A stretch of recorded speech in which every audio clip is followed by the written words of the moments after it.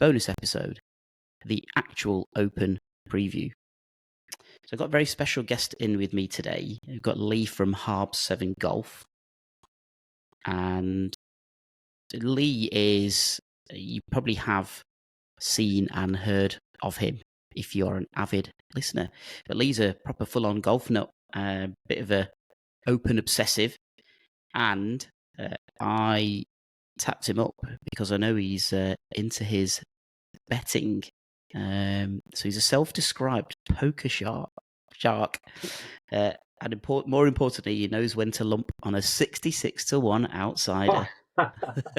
I'm hoping we're going to get that later. With a sharp eye for value and a healthy suspicion of the bookies' favourites, Lee blends gut instinct with golf knowledge and poker table psychology to sniff out the smart money before the odds tumble.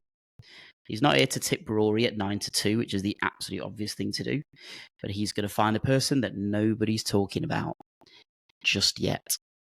So, hi Lee, thanks for joining us. I know. Thanks for having me, mate. It's always our pleasure, my friend. Now, you were the OG hype man for the Nish Invitational. You were there filming content for us and just generally amplifying it. And but I'll ask you about your golf. How's your golf been in the last few weeks? I've been watching a few clips on your Instagram feed. Mixed bag. Yeah, it's a strange one, mate, to be honest. It's going a lot better than when I came back from the UAE. My golf game was in a bad place then. I was getting stuck on my swing so badly that I was striking the ball really bad and it wasn't enjoyable. So I had a bit of a break, 6 weeks out, and then got back to it, ready for the Nish Invitational. I struck the ball really well. In fact, at the Nish Invitational, we hit the driving range and I've never struck the ball so well. And that alarmed me because I thought whenever I've had a good driving range session, the round never goes well. But the round was really good. I enjoyed it. I enjoyed it massively. I didn't shoot a great score, but I don't think I got the breaks early on. And then I was in my own head a little bit about, do I play safe? Do I do the right thing? And then the driver ends up in my hand and I'm putting it underneath a tree somewhere. But yeah, it's been really enjoyable. I love the day, mate. And since then, I've had several rounds, and things are going all right with the irons. But off the tee, which is normally my stronger point, the ball's hooking left, which I've never had that issue before, and I'm not sure how to fix it. So, if anyone's got any tips on how to fix a block hook, then I'm all ears. Yeah, I do. I'm the same as you. I always find for me, it's an immutable law of golf. If I have a good range session before I play, I'm going to be toilet on the golf course. Yeah, it's just always what is that about? Like, you're striking the ball so well, and then you have a 10-minute break to get to the first tee, and all of a sudden you don't know how to swing your club again. I don't understand it. Yeah, it's just like it's like you've used your quota of good golf up on the driving range. So. Like, I try and do it the other way around. I'll kind of like, if I hit a couple of good shots, I'm done. I mean, you probably noticed I was filming and stuff like that on the day, but so I didn't really utilize the range as much. Grass range, have to bring up, that's a full on game changer. But I always think if I've hit a couple of good ones, right, don't play anymore because save it up for that course. It's an odd one, isn't it? Well, I have to bring something up, I'm afraid, mate, because I have been bragging about it pretty much relentlessly since it's happened, and that was a week ago-ish. I got a full-on bona fide hole-in-one with Chris. Oh, I'm glad you brought it up because I wasn't sure if you wanted to talk about it today or not. Mate, I will scream about this from the rooftops. Good. Just take me through it because you've had two now. I've had two now, yeah. All in both of the month of July. I think about 3 feet from the hole off of a tee. So yeah, I'd love to know what that feels like. It was I'll paint a picture for you. So it's the 9th hole at Reddish Vale, which is my home golf course, and it's a hole for me that's always been full of terrible memories. It's all uphill. It's the top bit of the course, so when you get to the green and when you get to the next tee, you look down on the rest of the course, and it's classic Mackenzie design. That there's always a point where you can pretty much see the whole golf course. So this is it. You tee off obviously quite low down. I think we're probably talking about a 20 to 30 foot elevation increase. So you're always clubbing up, and the debate is always, what's the wind like? You know, all along the left-hand side, there's just crap, and it all falls away from the green. I'm so if you're guessing in being there, the highest point as well, it's quite windy upon that. windy up there as green. well, yeah, absolutely. So we were lucky because the last few weeks have been fantastic in the UK weather-wise, haven't they? So Yeah. we didn't have much wind. It was quite humid, so the ball was actually flying quite far. But then, yeah, kind of just stood on the tee, and Chris was doing his classic, like, it's taking a bit of time, like waiting for me to go first. Even on the signature hole channel, I'm down with his game now. I've understood where he's doing now. He'll always wait for me to tee off first. He's got the honour, so you should do it. But yeah, sort of stepped up, and yeah, normal debate. Do you hit a 7 if it's windy? Do you hit an 8 normally? Do you hit a 9? And I thought, do you know what? I'm hitting it well today. I'll hit a nice easy 8. So stepped up, lined it all up. I mean, it was just like, before that round, actually, me and Chris, it's quite nice playing at Reddish Vale, me and Chris, because we'll sort of talk about our golf a little bit as we're going, because we don't really get a chance when we're playing the top 100 courses. Yeah. It's like, because you're taking that course in, so we don't really ever talk actual golf. And we were just talking about the benefits of visualization and things like that. I mean, I'm big into, like, you know, manifesting and all that kind of stuff, you know, put it out there and it'll happen. So I did my thing. I always line up with get my club, and it runs through the ball, pick my target. But what I've started doing now is in my mind, I'll trace the line of the ball as I see it. So it just means I'm saving time. So I'm not then done my lining, and then I'm stood sort of for 20 seconds visualizing and wasting time. So yeah, stood over it. And I don't know what it was. I just kind of like thought, I feel confident over this tee shot for whatever reason. Now, confident for me is just, I feel like it's going to go. That's it. Yeah. So clipped it, and it was the sweetest sound. I mean, we've got the same irons, haven't we? We got P790s, TaylorMade, and when you hit those well, they just make an awesome noise. And where that tee box is, you just got a little bit of tree either side, so it just echoes a tiny little bit. So it had everything kind of viscerally that you need for that shot was there. Yeah. And I hit this ball, and it set off exactly as I visualized it, and it just had this baby draw on it, and it was dead high ball flight. You know, when I got fitted up, that was the thing about the irons. It was like a really high ball flight I was getting, and I'm looking at it, and I'm like, that looks like it's absolutely bob on the flag. So it bounces right at the top of the hill, and then it disappears. So you can't see the base of the flag when you're teeing off. It's bounced, and I'm like, I mean, it's not shot off either way. That is about as to the flag as it can get. Nice. Like, let's just see what happens when we get up there. Chris steps up, hits his ball, same thing, right over the flag, covering it. Chris hits a big ball, so he was like really easy 9-iron. And we get up there, and we're thinking, right, there's got to be 2 golf balls on the green here, easy, no problem at all. Get up there, you know, puffing and panting because you're pushing your trolley up the hill, and there's only 1 ball on the green. So, you know, what do we do as a kind of golfers we are? You're just like, oh man, it's gone long, it's gone through the fence. Oh no, this is like, oh God, what's going on here? And then Chris sort of just said, I don't know, mate. I think there might be one in the hole. Let's have a little look. So I did that classic, like, I don't want to look. You go and have a look and tell me what's going on. So we're walking up. So Chris first went to his ball, or the ball that was on the green, sorry, right at the back. And he's like, oh, that's mine. That's mine. I was like, oh, for freak's sake. Like, how is it possible that I've hit that ball on the top of the hill and then it's gone over the back? And then we sort of walked up to the hole, and Chris went, yeah, it's only in the hole, mate. It's only in the hole. I was like, put her up in the air, like, woo, all this sort of stuff. And, you know, just give you exactly how you'd imagine you'd feel afterwards. Even to the extent where when we were the tee off back down the other way on the 10th, and then the old boys who were walking up the other hole, they were like, I take it one of you got an ace. I was like, yeah, I mean, how did he guess? You know, and he goes, yeah, you're not supposed to be here to have fun. Well, yeah, what are you doing? We'll see you in the bar later, that kind of thing. So I was like, did you have the bag camera on? No. Following into the hole? Gutted. And like now, I think it's like, if I'm playing golf in July, which seems to be the month to do this, that camera has to be on my bag at all times. So it just makes sense, doesn't it? You've got a year to think about it now. Exactly, that's it. But how bizarre. We were both saying the same thing. It's really weird that both in July.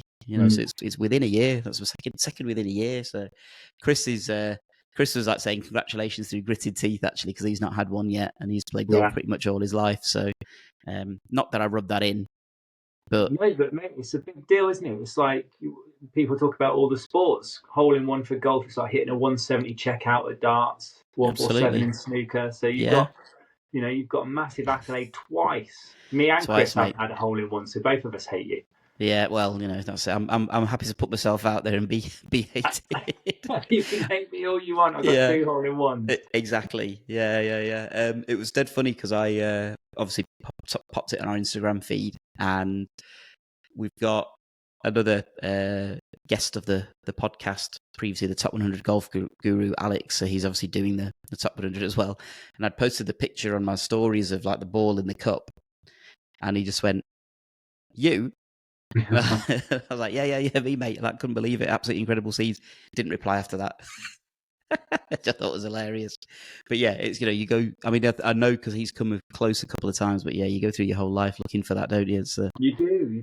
Perfect. You do. I never even think about it. Like, quite often in those scenarios you talk about, if I hit the perfect shot, I just assume it's going to be close somewhere and you expect to see it on the green. And if it's not, it's definitely skipped off the green or had a bad bounce or run out or something. But yeah, to find it in the hole, mate, that must be pretty magical. Yeah, we were also saying it was like kind of the way that shot went and it flew. I mean, it was perfect. It was like baby draw. Like, that's what everyone wants. Dead high ball flight, land softly on the green. And we said if we had a camera at the other end, you probably would have seen it land and then just kind of roll up to the hole and roll in, not kind of, it's flying by and it needed the hole to stop it. It was just the pace was absolutely perfect. Did you see your pitch mark where it initially landed? I did. Yeah. So I've got a picture. I mean, the pictures don't do it justice, do they? But it probably pitched about 15 feet short. Yeah, I think about 15 feet short, and then rolled out into the hole. So I was just like, and in classic golf fashion, I topped my next tee shot. Mate, the round was over then. The round was over. That was one of those things where you just go, get back down to earth, mate. You are still niche playing golf, so don't expect it to be. So there was an ulterior motive for me asking you how your golf went, and that was basically so I could brag about my hole in one. And then when I've got the 2 guys with me next time, I'll be doing it again. So if you're listening to both episodes, you're going to hear the story yet again.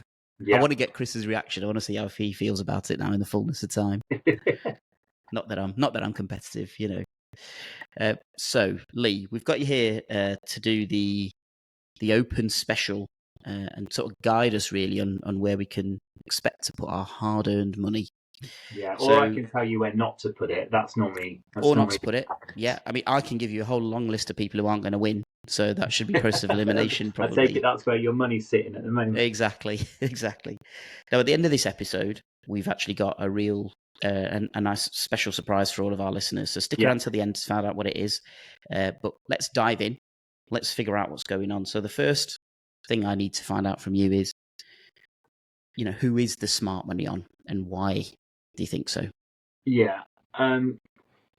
So obviously I said in the bio, I'm not here to give you the obvious 5-2 tips, but I will say that the obvious money where everyone's going to be lumping is going to be sitting on Scotty Scheffler. Current world number 1, 3 wins in his last 4 starts, which is just ridiculous. And then, what is he? The world's number 1 from tee to green right now as well, with all of his stats. Everything's just flying for him. He's not a links specialist, which obviously I do think any links course plays into. Anyone that's grown up around links courses, they tend to have quite an advantage on the get-go, but that bloke just seems to be able to play in any condition, windy, not windy, long grass, short grass, dry as hell. It doesn't matter. He seems to have a game for it. So, it's one I would stay away from. There's no point in my opinion, in lumping on Scotty unless you've got loads of money and you don't care whether you win or lose. You stick it on him and you put it on the nose, and it's that simple. I think he must be about 5-1 at the moment. Yeah, it's remarkable how consistent he is. He's always there or thereabouts. He's kind of. I know there's a lot of people. The world is crying out for the next Tiger Woods, isn't it? You know, there's so many Sorry, people my that dog's just decided to open the door and it's come and see what's going on. it's quite all right, my friend, quite all right. Mhm. But the whole world is crying out for the next Tiger Woods, Yeah, and you know, once in a lifetime, freakish athlete. yeah, You know, we're talking about full dominance, but also in an era when technology is taking its hold and swing analysis and all that kind of thing. You know, you can copy Tiger Woods' swing if you wanted to.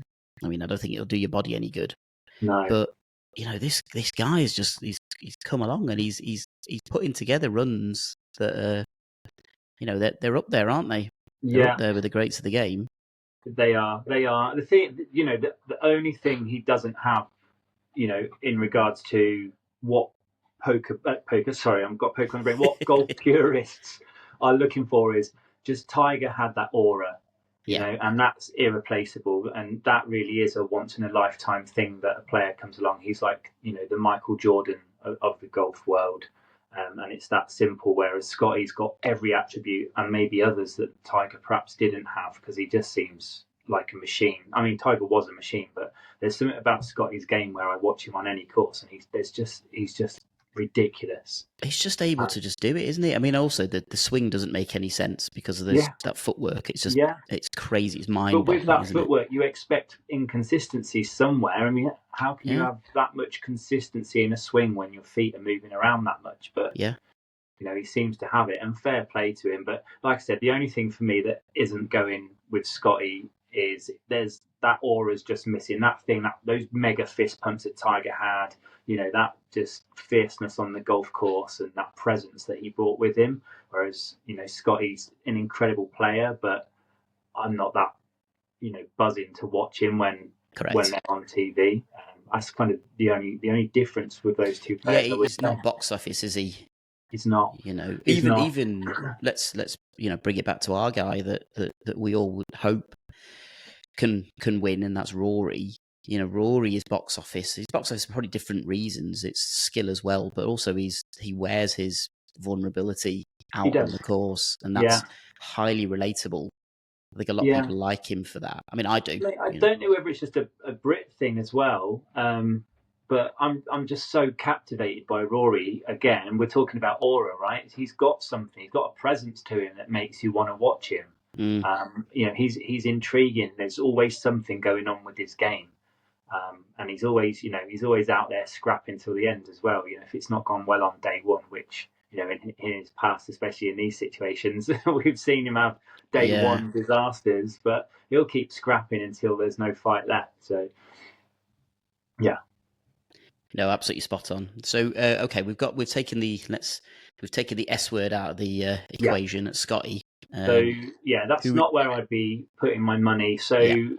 you know, if we're talking about somebody that's got home course knowledge, you know, used to links environments, somebody that's got an incredible golf game. I mean, they all have, and it sounds like a dumb comment to make because to be at that level, they are all incredible. But Robert McIntyre for me, I also just there's something captivating about watching a left-hander swing. They make it look so easy, almost like Yeah. he's not trying. They just look And elegant, don't they, lefties? It's yeah, great. but he's really good around links courses, and of course, with it being a home course, he's got, you know, I don't know, maybe there's something in it having a home advantage. You know, it's in his nation. He's going to have a lot of support behind him, a lot of people following him around. I just think maybe there's a chance that something could happen this week with him. Yeah, nice Um, guy as well. It'd be a lovely story, that, wouldn't it? Nice guy, but he's just got great form as well. Tied sixth at St Andrews a few years back. He's just great in windy conditions as well. And we've had like a really crazy couple of weeks of mad sunshine. And I'd say in the last couple of days, the wind's really starting to pick up now. Mm. And I wouldn't be surprised if it carries on through this week. So if the conditions do continue the way they've been for the last couple of days, I think he would. Well, he's sitting at about 25-1. So if you were to put the bet on now, you're looking at 5 places paid on an each way bet. So you're getting almost the exact same odds as Scotty Scheffler, but 5 positions to pay out. So for me, much smarter money would be going on Rob McIntyre. He Can he win it? also, I'm I not watched. sure, but can he finish in the top 5? Yeah, absolutely. Yeah, I think top five is definitely realistic for him, isn't it? I watched a Yeah, couple of videos about the course.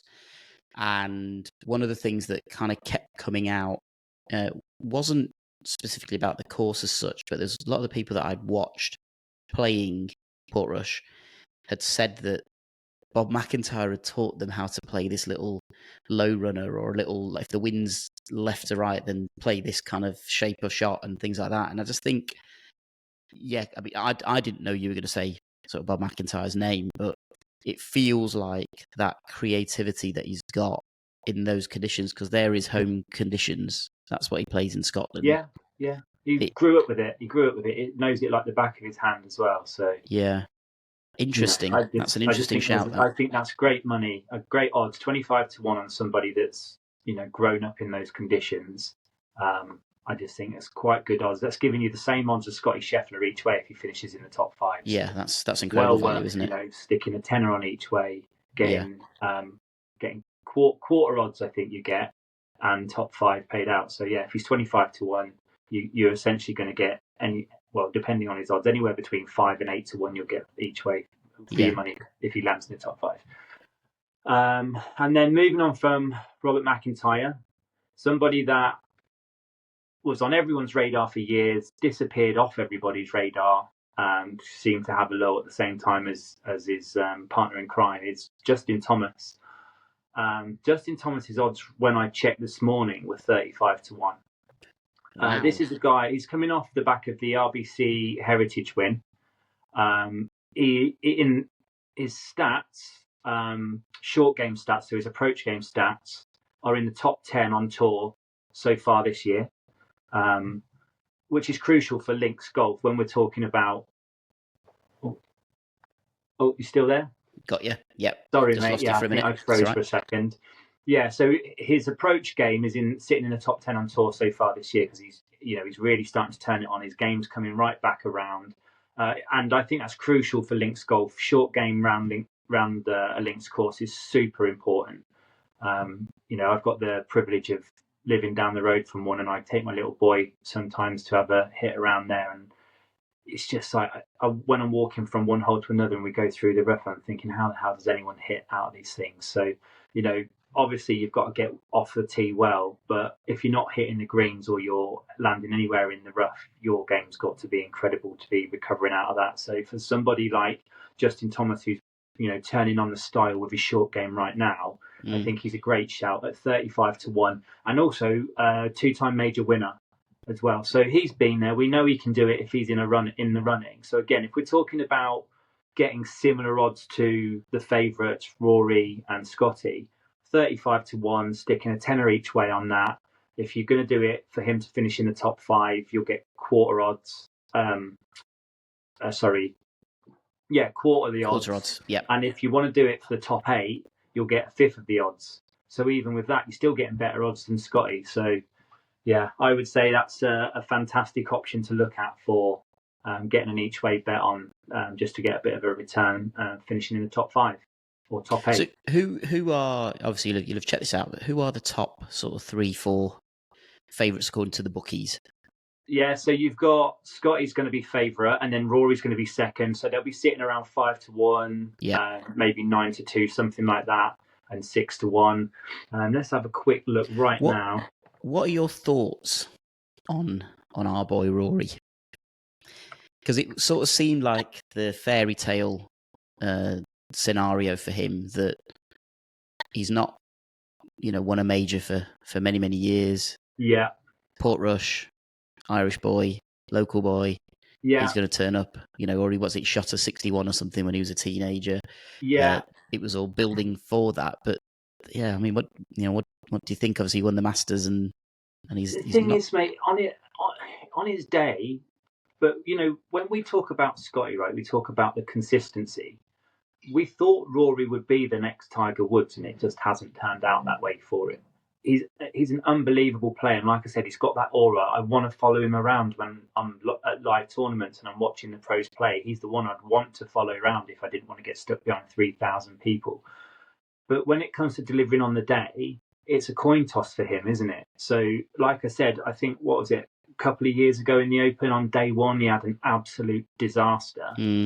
and he does have that in the bag. Very, very seldom would you see someone like Scotty or even Bryson right now, the form Bryson's in. You don't see them having meltdowns and disasters. Or also Rory's getting over that issue that, we'll probably never experience the pressures of being on a Sunday, 3-foot putt to win something and then blowing it. We'll probably never experience those pressures, but you can only imagine it's massive. And to have done that a couple of times in the last couple of years and blown his chance to have obviously won big tournaments, regardless whether he's gone on to win other tournaments from then, things like that must sit fresh in his mind and impact his confidence in going out onto those courses. Don't get me wrong, I expect these guys to go out there and believe they're going to win every time they go out there, someone of Rory's calibre.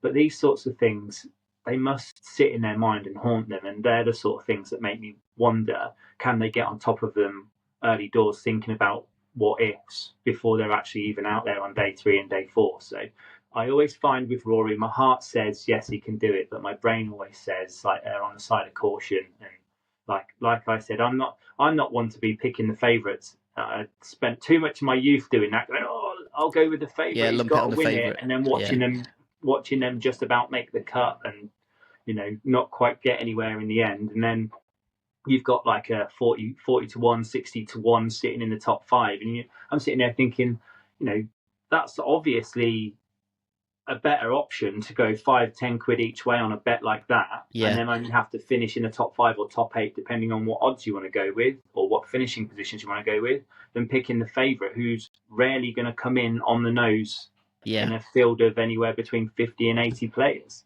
I feel like you got a better experience with doing something like that as well, because you could probably write it off in your head a little bit more and just go, well, I just took a tenner on somebody who's a 40 to 1 shot, fine. Yeah, and not expect anything back from it. That's it. But if it's coming in, you're like, it's going to happen, it's going to happen. And do you know what I found as well is, if I really want Rory to do well, like I want him to do well this week, I really do, I don't want to put any money on it, because I don't want to sit there like stressing, going, don't mess this up, Rory.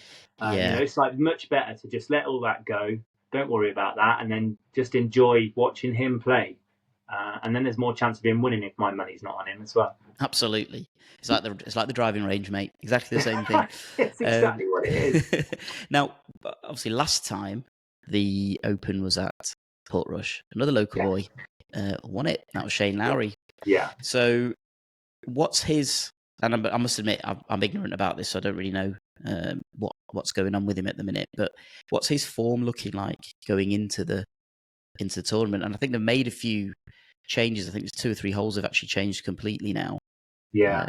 From what it was when he won. But he was like 6 shots ahead, wasn't he, going into the last round? He was. The last hole? Yeah. He's just a steady golfer, isn't he? I mean, he's playing well. Let's have a look where he's sitting right now. 1, 2. So he's about 11th favourite with the bookies. His odds, according to this, with Ladbrokes, are about 22 to 1. Right. Win. Okay. So he's sitting around. There's like a cluster of players that I put in the same category. There's Shane Lowry, Tyrrell Hatton, Aberg at the moment. That guy was bordering on going into the elite cluster with your McIlroys, DeChambeaus, and Schefflers, but he's having a bit of a time. But your Fleetwood, Morikawa, they are all sitting around that kind of Lowry. I'd say they're all top 10 players, but they're all kind of sitting just outside that top 3, aren't they? And Shane's still there. Like, he's playing well at the moment. He definitely, got tournament wins under his belt, and at any point he could play out of his skin and win a major competition, a big competition. So there's a chance that he could do it, but once again, you wouldn't say, oh yeah, he's my favourite. He's definitely going to win. Yeah. So we're saying out of the sort of Brits, we're probably thinking Bob McIntyre is your smart money. Yeah, purely financially. If you were to ask how he's going to fare, if there was no odds, we weren't even talking about the betting side of it, and we were just like, where do we think people are going to finish? I'd probably go Rory, Shane, Rob. Mm-hmm. But we're talking about odds, and if McIntyre's sitting, what did I say, was about 35 to 1? Yeah. 25 to 1 maybe. Oh, do you know, actually he's 25 to 1. I'll tell you for why. so I did a bit of research a couple of weeks ago into this, and Rob McIntyre was sitting at 50-1. Oh wow! Now, Okay. there's obviously been a massive influx in bets come in on Robert McIntyre for him to drop to 25-1, and I'm talking massive. That's a massive swing. Yeah. So, maybe there's someone out there thinking along the similar lines of, home course, understands links golf really well, in pretty good form, and maybe it's time for Rob to have a high finish. I mean, it'd be great, that, wouldn't it? It'd be great for a Brit to win it anyway. Yeah. But yeah, I think nice guy to boot makes a nice story there, doesn't it? We've got now. I sort of mentioned I'd watched quite a few videos of the actual course over the last couple of nights.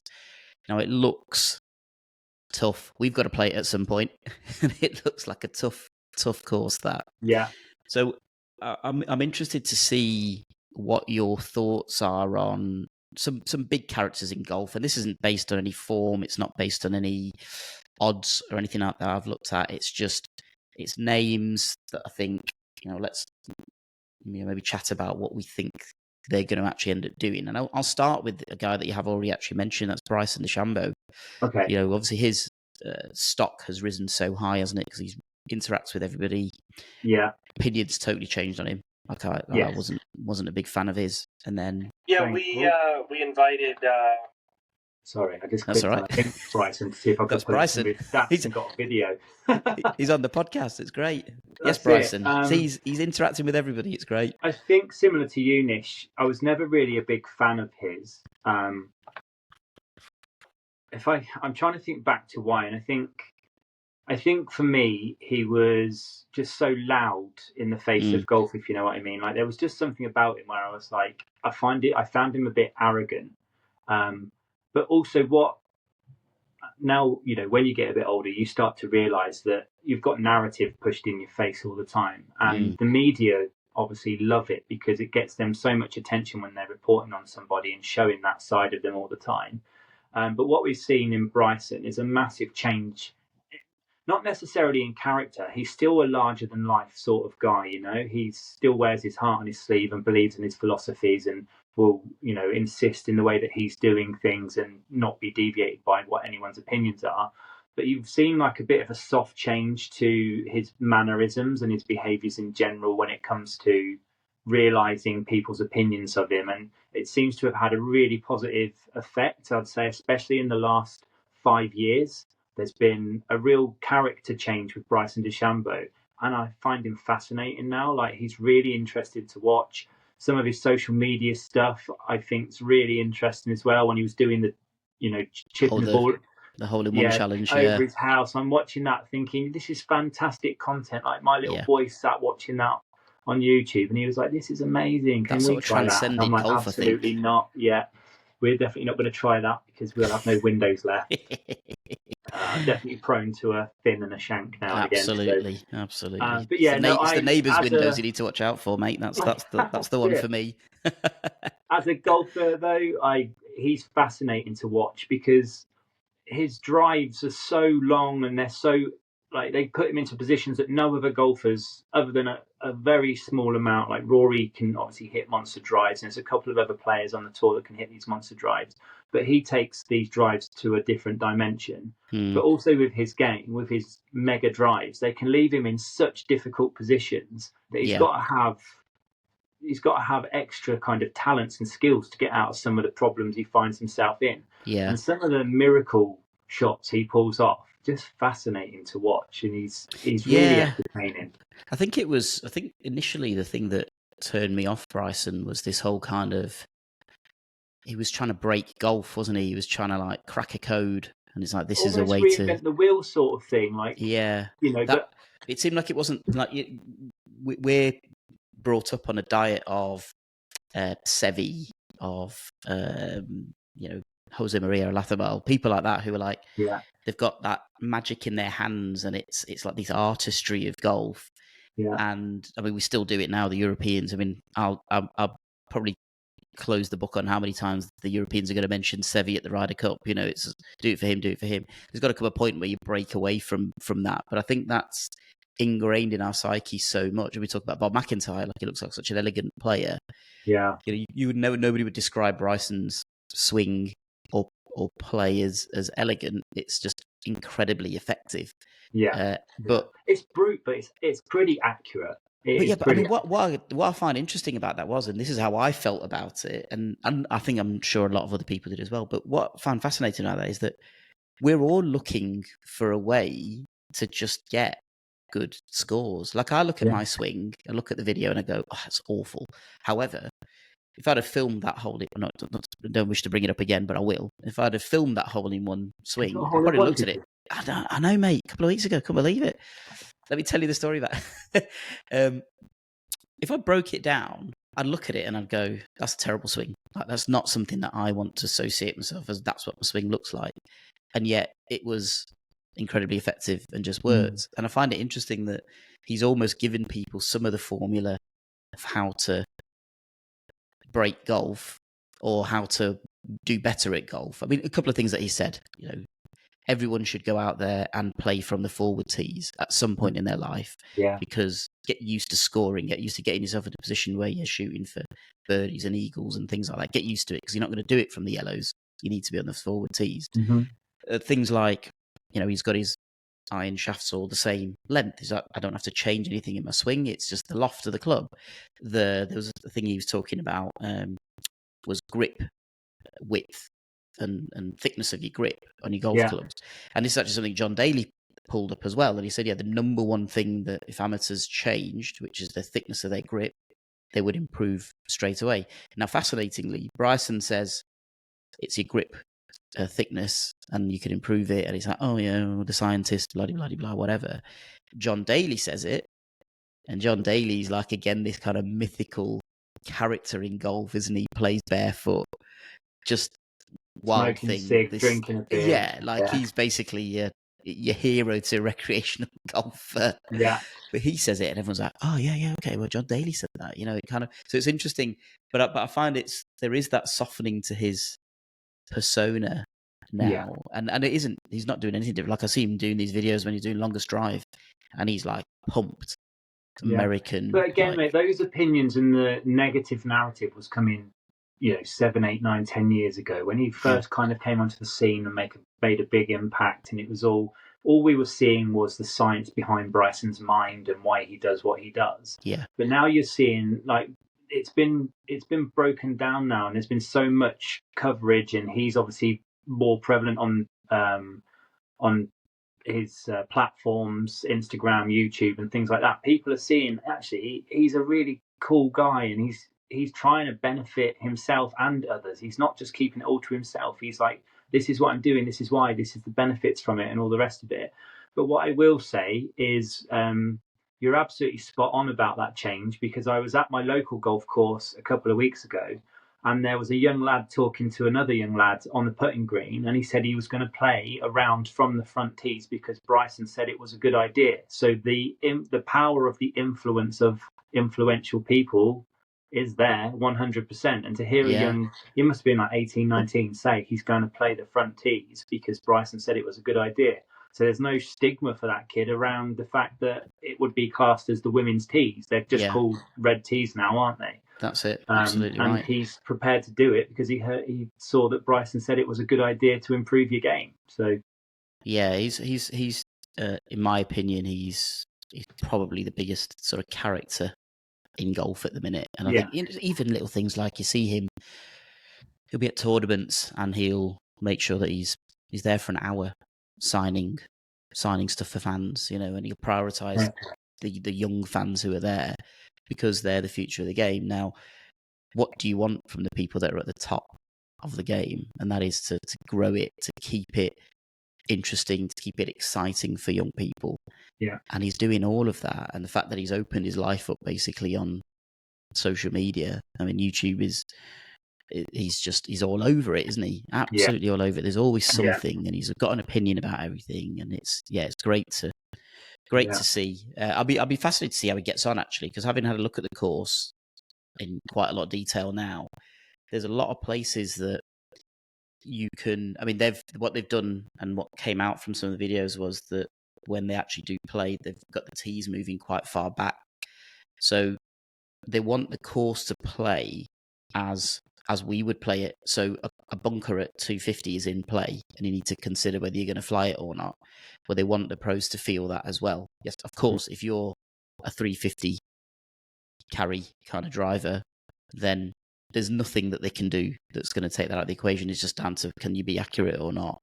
But on average, if the normal Tour Pro is kind of driving it, carrying it 300 yards, you move that tee back 50 yards, you suddenly brought it into play, and there's a bit more tactics involved in what's going on. And I found that fascinating as a thing to do for a golf course. What I also found interesting was they've obviously started getting all the grandstands and things like that up, but when you look at a lot of the holes and tees, as classic link, I mean, it's not such a classic links course in that it's flat. You know, I lived here, the sort of the Gulf Coast, Southport. They're all quite flat courses. Some of them are actually relatively featureless because you play them and there's nothing to see for miles around, but you're sort of within the hole. But there is a lot of undulation. There's a lot of hills and mounds and things like that. There's a lot of blind tee shots, blind approach shots, things like that. I think that's going to really be a test. Classic phrase, test of all-round golf, of course. That's what it's supposed to be. But I think your long drivers, are probably going to have to dial it back a little bit, it seems, because these landing spots seem really, really narrow. You know, when you look at St Andrews, whenever somebody's playing that on the telly, you can spray it a bit there, can't you? Because you just got these big, wide, rolling fairways. I didn't get the impression that you were getting that from Portrush. No, it seemed you're anyway. Not getting there. You're not getting that there. And of course, like I said, if you are going to miss the fairway at somewhere like Portrush, you're going to be in deep trouble. They're pretty unforgiving. Links courses in general are unforgiving, but you're talking about an open course, an open classic course, that would be one. I feel like it's fairer though than what they were doing at the US Open just recently at Oakmont. That felt like with how crazy that was. Oh yeah, I mean, there's what they were doing with the rough. I mean, it was just like But I mean, to be fair, it gave us a good tournament. You know, the end result was one person finished under par and he won the tournament. So you could argue that it had its effects and things like that. But yeah, I mean, I don't know. I still feel Chris feels the opposite to me, to be honest, Harbs, on this, because he always feels that it needs to be the toughest it can be. I want to see these people really struggling, and that's what it should be. Well, let's be honest, mate. One person finishing under par on a golf course at their level, compared to what we're used to seeing them finish 15, 25, 23 under, that sort of thing. Yeah. That is the golf course fighting back, without a doubt. Yeah. It really was. But that's a subtle change. There's many ways to make it harder, right? So in the past, we've talked about shortening the holes. We've talked about changing the golf balls so that the impact on, or pressure on impact, is reduced on the golf ball so they can't go as far. We talked about all these different things, but never once did it cross my mind that just making the rough a bit longer would cause them so many problems. And it was incredible. It was incredible to watch, multiple elite players doing air shots straight underneath the ball. Yeah, I mean, sitting so proud on the grass, but yet buried so deep. How many times did we see a club go underneath the ball and it either not move or just pop out a little bit? You're just like, wow, that's one of my normal shots out of my rough. So to see them do it kind of felt fair. Well, all the memes of one of us kind of thing kept coming up, didn't they? And yeah, absolutely. Yeah, it was fascinating to watch though, and I do like the idea of having it evened up, but I like seeing people shoot 22 under. I like seeing them excel in their field of expertise and proving, why they are so damn good at what they do. And I like the longer holes and courses that we've got now, and that players have got to come to the tee box being able to hit the ball 350 yards. These are things that didn't exist 25 years ago. Tiger was obviously a freak of nature that could hit the ball long, had incredible iron play, incredible short play, and was just a demon with the putter. So we're talking about like the odd elite person will come along and light it up based on what's in front of them. Now you've got to be somebody that can hit the ball just out of sight far. Yeah, And then stratospheric, you've really. and now you've got to have the most insane short game to hold the greens these days. Like some of the greens, when the balls are landing on them, like again the US Open, the balls were just vanishing off the greens. It's like so many problems there. But these guys have got to have so many kind of tweaks to their game that they perhaps didn't need to be so concerned about 20 plus years ago. Yeah. Golf's just evolving and it is getting harder, but these guys are just finding quicker ways, quicker solutions, I guess, to figuring out these problems. It's interesting, actually, just talking through the characteristics of the course. So again, another video I watched was about talking about the greens, actually, and something I didn't know, and I've obviously taken it into account now. But so on a links course, the greens at Portrush are like carpet. Yeah, they're just as smooth as you like. One thing that was interesting that came up was that the grass is longer, and that's because it's right next to the coast, and it needs to be the plant needs to be a bit more resilient to the being buffeted by the wind. Okay. Which means that you don't get as much break, so you can probably go for the hole a little bit more. And I remember a friend of mine who was a member at Birkdale, and he said, from long range putts, the tip I can give you is just go for the hole. Okay. Don't try and overcomplicate it. Don't try and overread anything like that. Just go for the hole and try and get your pace right, because things will generally tend to feed in and it's not going to break as much, which I found fascinating, because you've got quite a lot of people who have all the attributes of the long game. And actually, it's the guy we mentioned right at the top of the episode, and that was Scotty Scheffler. He does have his moments with his putter, but if he's going to find more putting friendly conditions, that's certainly something that might work in his favour. Yeah, or not, in my opinion, because he's so good with his putter that if the conditions make it easier, does that bring the rest of the players interesting? Yeah. Everyone into the mix with their putting a bit more. Yeah. Whereas, before he was just so good with the putter, he's kind of out on his own really with his putting stats. Does that bring everyone else more into play because they've got less break to worry about, and they're finding it easier to find the pace and speed of their putts? So I mean, it's going to be fascinating. They've got a par 3. I think it's the 16th. I can't remember what it's called. However, it's a par 3 that's 205-yard carry, full on ravine on the right hand side. You've got a safe play on the left, but obviously par 3, these guys are looking at getting it close and all that kind of thing. I think that's going to be a tough hole for them to play. And I think there was another one, the 14th, I think I want to say, where, I don't know, maybe it's not the 14th, maybe it's the 5th. I think it's the 5th, actually. You drive, and there's 2 bunkers pretty much right where the landing zone is, and then the hole turns to the right. So you need to really be good at distance control with the wind, who knows? And then the green is all kind of like right at the end of the property, I suppose, where the golf course, and it just all falls away to a beach. So interesting to see if anybody ends up playing from the beach at any point. I don't know if there's any out of bounds stakes on there, but just out of curiosity, talking about the putting as well, what's your opinion? Do you think it's more important to be better at finding the line or the pace? Pace every time. Let's say you could only pick one. Yeah, pace every time. Yeah. I think you can, unless it's, line is one of those weird things, isn't it? Like, I think most people can read a good putt. There's very few people that you look at. Everyone has their little moments in a round where you really completely misread it, or you see somebody else put it and you go, "Oh, I saw that as a right to left, and that's gone the other way around."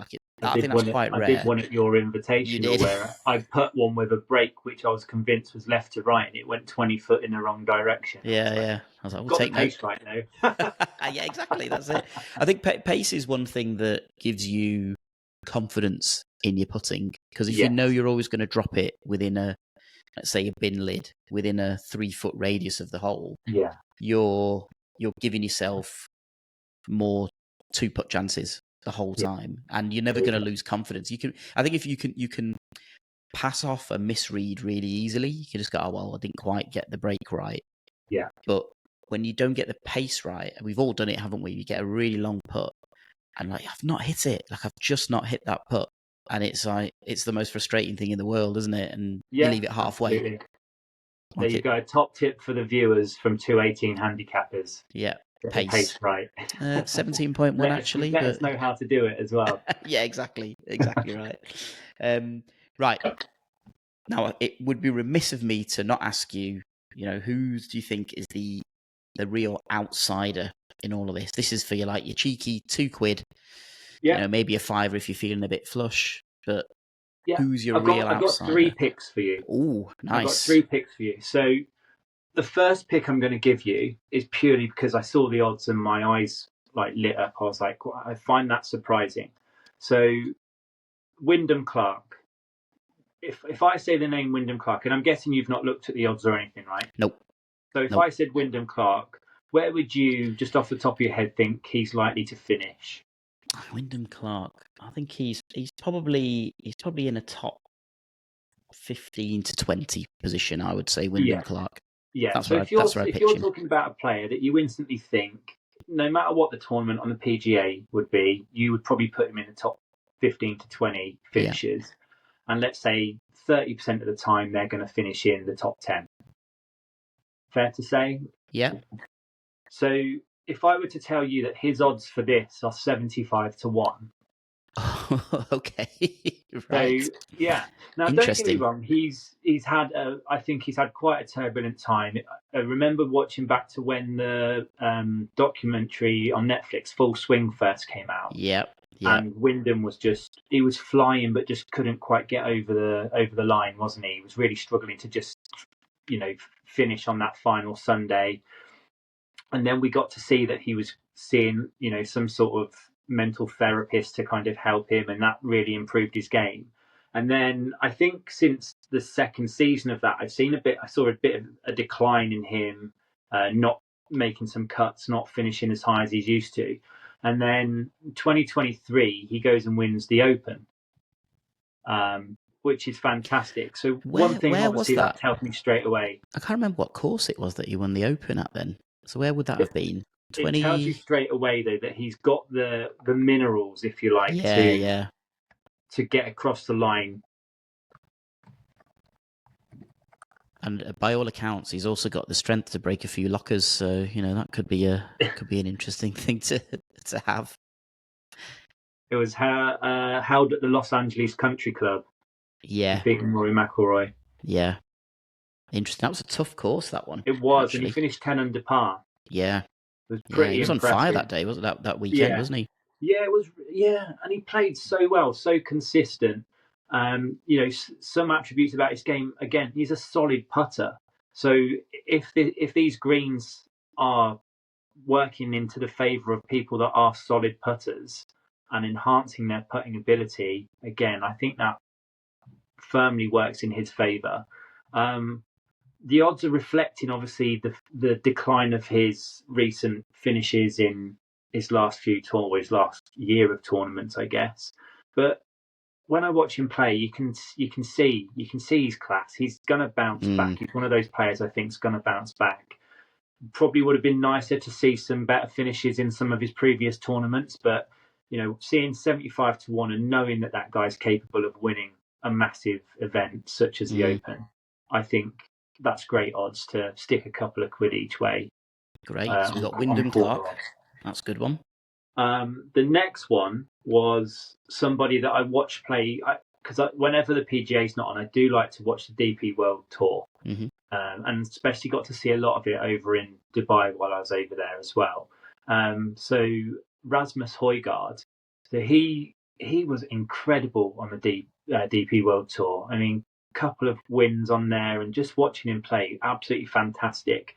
He's a big hitter as well, and he's got such a pure strike of the ball, and he's got pretty good percentages when it comes to greens in regulation as well. So, when we're talking about one of the most important things around a course like Portrush is hitting the greens in regulation. Yeah. If he's somebody that does that consistently, I think he'll put himself in with a shout of finishing in the top 10. Now, again, he's 80 to 1. He's not someone I think is going to go and win it. No. But to give yourself, if you gave yourself 1/5 odds at 80 to 1 and stuck a tenner each way on that, he's just got to finish in the top 8 then. Yeah. And I think he's the sort of person Yeah, it's good value. has got something about him that on his day, I think something could happen. He could make something happen. And that's it. That's what you're hoping for, aren't you? You know, you put yourself in a position, then the day just hits you right, and then you've got a chance. Right, interesting. Okay. Okay, and then third one is a player called Matthew Jordan. Matthew Jordan, yeah, So okay, yeah. Matthew Jordan's currently sat at 150-1. Wowzer, okay. He's a player that's grown up playing links golf from the Wirral. So he knows what it's like to play in these conditions. He's well versed with it, and did very well at Hoylake. Yeah, finishing the top 10. Top 10, yeah. Yeah. So he can definitely do it. He's proven he can finish in the top 10. It was a couple of years ago now, wasn't it? But we're talking about just going from the odds. So if we're going for 1/5 odds, got to finish in the top 8. 150-1. Stick Makes a couple sense, of quid on him, forget about it, and if you wake up the next morning, you've got 50 quid sat in your bank account. What a lovely story. Yeah, that'd be nice, wouldn't it? It'll make up for all the other losses I've had. £30 sat in your bank account. Happy days, yeah. Yeah, exactly right. Right, I'm liking that. That's good. I think we've got a good rundown of where our money could potentially go. So while I've got you on, Harbs, you might as well listen to this as well, because somebody might tap you up for a tip here. So obviously we've listened to Lee's tips for where to put your money. So we said at the start that we've got a special surprise for all of our listeners.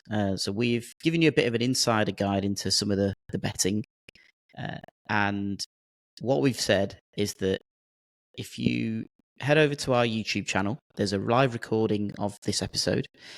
So you find that video, subscribe to our channel, and you just comment the word open in the comments. As a listener of the podcast, we'll give you 2 entries into the draw to win a £10 free bet on us. So I'll give you a little bit of T's and C's.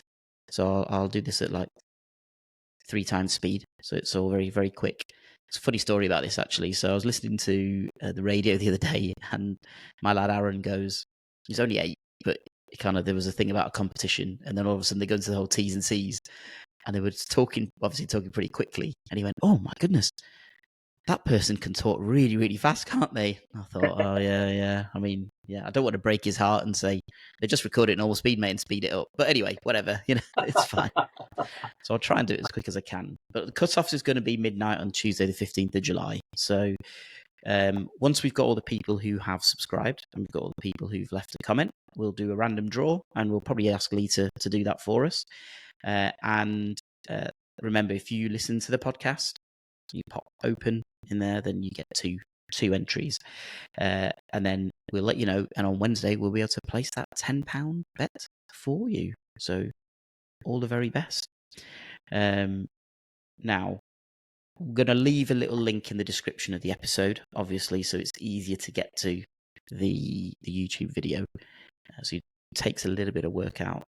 But I think we've got a really good flavour for what we can expect at the Open. I mean, I think we all want the romantic Rory McIlroy story, don't we? Yeah, we do. That would be. Do you think he needs? Let's say he wins this Open. Do you think he needs to carry on playing? I think if you look back when Rory started winning, he was younger. I think he probably thought, and we all thought, like we said before in Tiger the podcast, Woods, yeah, he was going to become the next Tiger Woods, right? Mm.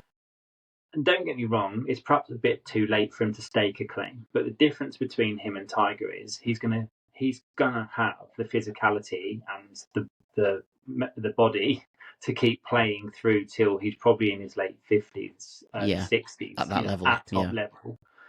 So I think there's still time for him to really stake his claim for one of the best ever players to play golf, and I still feel like there's more to come from Rory. I really do, and I think if he wins it, I think it's just going to spur him on to try and.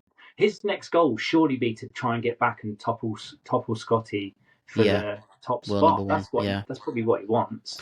I was talking to Chris about this the other day because the Masters win came out of nowhere and nobody really expected that. I think everything was geared towards the Open. That's going to be his next major. So it's kind of thrown a bit of a curveball, and he has been very spiky and prickly and things like that since. That's the sort of stuff that's given me the inclination or the opinion maybe that might want to step away. He just wants to reduce that a little bit. I mean, look, he takes a lot of flack from people because he has put himself out there, particularly to be this figurehead of the PGA Tour. And he got kind of sold at the river a little bit. But I wonder if the Ryder Cup is going to come round at just the right time for him, just to rediscover that little, what is it, the little competitive sprinkling that you need. Especially something spicy happens. Yeah, that spark of knowing they're hungry for something. Yeah, they're hungry for the win. They want to be there, be part of it. You're not wrong. Like, him disappearing off and not doing interviews. The tournament where he lost to Bryson on the final hole, and then he obviously didn't interview again and just disappeared. Things like that, and perhaps do feed into that narrative of, is he kind of losing interest, and does he just want to finish it off, get an Open win and disappear? But I don't know. I think when you're born with so much talent like these guys are, they want to be the best. They want to be the top dog, and it can just. It's all he's done all his life. Just think about like when we can have multiple bad rounds, and you go out there and hit a hole in one, and all of a sudden, I bet you can't wait to get out there again, can you? I mean, less of the multiple bad rounds. You are right, but less of the multiple bad rounds. I was talking about me then, but I love it. Well, look, thank you for today, Lee. I think I'll pop your handle on the screen again, but look, please give Harb 7 Golfer a follow. He's on Instagram. He's also on YouTube. Lee's actually putting some really, really good content out there, and I think sometimes in amongst all the big boys, it gets a little bit forgotten that there are some of the smaller guys who are probably putting out equal quality of content. So if I can ask you one thing to do as a listener, as a viewer, is just drop them a follow. And it is, I promise you, it is entertaining. I'm not giving you any kind of... Well, they might be a bit confused, Nish. I appreciate the positive comments, but they might be a bit confused when they jump onto my Instagram and my YouTube, because off the back of the Nish Invitational, one of the players who just happens to be my best friend for years and years was looking to get back into fitness after a little while out of fitness, and said, I want to do a challenge and I want you to do it with me. So bearing in mind I was hungover to hell off the back of the Nish Invitational on the Sunday, he said, starting Monday, we're going to do 100 push-ups every day for 100 days. And I thought, there's no better way for me to remain accountable than to be posting it on my social media. So in amongst every day posting me doing 100 push-ups, and they are sped up, so don't worry. It's less than a minute's content every time. I get tired watching them, mate. Yeah, there are snippets of golf put here and there, but if anyone wants to see an old man in pain every day doing 100 push-ups, feel free to jump on and watch that, because I'm sure some people are getting a kick out of it. And to be fair, I do have to say that kind of stuff is, we're talking about Bryson before, that's the sort of stuff that's relatable. We're all in that same boat. We're all getting on a bit. I'm 45 but honestly, now. Mate, if nothing else, what am I on day 15 now? So I've done 1,500 push-ups in the last 15 days, and I feel great. It's weird. I mean, I've always been really fit all my life, and I've always got out there, played around a golf, felt great afterwards. But since moving out to Dubai, my life changing a lot, and then coming back, I've not actually been in the gym for nearly 2 years, which is a first for me. But it's a long time to be out of exercise. But I have found that since I've been doing this challenge, I feel great. I feel healthier. I feel happier. And come off the golf course on what are we today? On Friday, and I felt great for the first time in ages. So yeah, I think that again, that's what you're putting it out there for, aren't you? You're holding yourself accountable, but also just, if there's one person off the back of that just picks up and goes, you know what, I'm going to do that as well. That's a good idea. That's only good for them. So it's great. And if anyone does want to give it a go, make sure you drop me a comment or leave me a tag or something, so I know you're doing it, and I'll drop you a like and a follow. 100%. Well, thanks, mate. Really appreciate your time. Give it a go. You've just been cut off. I don't know what's happened. Something happened. I can't hear you anymore. There's lots of lots of static, all sorts of things. But thanks for coming on today, mate. Really appreciate it. No worries, Nish. Anytime. Next time on the Top 110 Golf Podcast, we'll preview the next course we're playing, and that's Hindhead Golf Club, where we've got an extremely interesting story of how it all came about.